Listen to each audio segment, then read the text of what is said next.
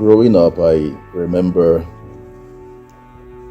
the story that a teacher in school once told us about this young boy who was always very smart and kind to everyone, and the mom loved him a lot.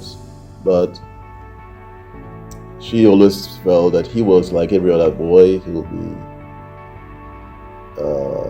would be selfish, and all that. But one day she decided to test him and giving him two very beautiful mangoes, and he took them. The mom said, "Will you give me one?" Before he ate them, and he beat one, beat the other one. Then he was silent. Then he gave her one. And the mom was like, "Oh, how selfish you are. You must bite the two of them."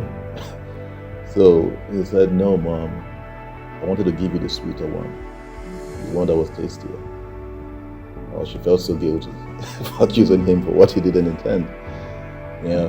The story here is that many times we prejudge others and we do not realize that sometimes we are the ones that have a problem. Mother was quick to say, "Do you not care that my sister is not doing something? Look, I'm the one suffering here." And this comes from what they call ego, the I, which some spiritual gurus call the ego is edge God out. It edges God out. It puts me in the center. So mother was ready to do all the sacrifice, do everything, and wasn't happy still that her sister was sitting down there, meaning that it wasn't true charity.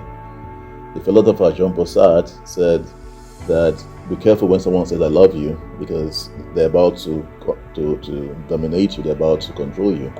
But true love sets you free. True love doesn't seek to control or dominate you or to suppress you. But that is because it's speaking about a love that is not pure, which as human beings we really cannot say that our love is totally pure. This young boy had a pure love for his mom and wanted to give the mom the best, because he was someone that, as little as he was able to reflect and know that giving to someone you love, the best is the best. We see this in Abraham, the story of Abraham, and this visit. He said, he called them Lord, meaning Adonai in the Hebrew. Adonai means someone who is like your master or your husband, in the military, your boss. That's Adonai. The other word for Elohim or Yahweh is for God. So he didn't actually even see them as God, whereas he didn't realize that these human persons before me were actually God. We see later in the story of Sodom and Gomorrah, going on in further chapters, that these were two angels with the Lord himself who were going to destroy Sodom. He didn't know. And the chapter of the Hebrews chapter 13 tells us that some talks about hospitality, be kind, because some have entertained angels without knowing it. But the core message here for me that I want to take is what Christ says in the second reading. What St. Paul says in the second reading.